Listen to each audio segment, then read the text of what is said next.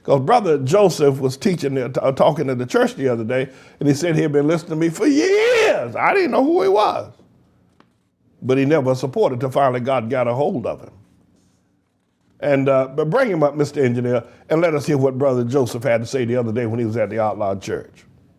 I've had a lot of health issues, been in the hospital twice since the beginning of December, and I really appreciate the support, the outpouring of support on Facebook and the prayers. I actually had very high blood pressure and a high heart rate, and when Pastor Manning put the word out and you all started praying, my blood pressure came down within the hour. Everyone was tired.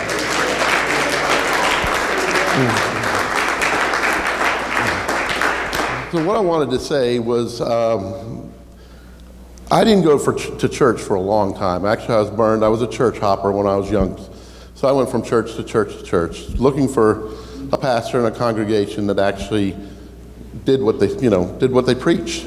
And I really couldn't find one, and I was burned really bad back in 2000, so I just stopped going to church. However, about 8 or 9 years ago, I started listening to Pastor Manning on the YouTube, and I listened for about 6 years, but I didn't tithe, I didn't give, but the Lord was working on me. If you're listening to Him, you believe, it's time to support. And when I started supporting, the Lord just ripped a bunch of cotton and wax out of my ears, and I really started hearing the message. And it took me 8 years to do that. And what I wanted to say to everyone that's listening out there, you don't have 8 years to spend listening. Get the cotton out of the ears, support. If you believe in what Pastor Manning is saying, go ahead and get your tithes out, get your offerings and send them in. It will open your ears and your eyes to the spiritual truth. And then the Lord will start dealing with you, healing you, giving you dreams. But if you don't put your money where your mouth is and where your heart is, your ears will stay waxed up. So, but I appreciate being here. Thank you all for the love and support. And maybe one day the Lord will move me to a better job closer by so I can come. Thank you all. Peace. Oh, praise the Lord. It's a great day to have Brother Joseph with us, and he spent some time. I had him in my home on yesterday. Just yesterday. And but he's absolutely stomped down right that in terms of hearing the word of God and being healed.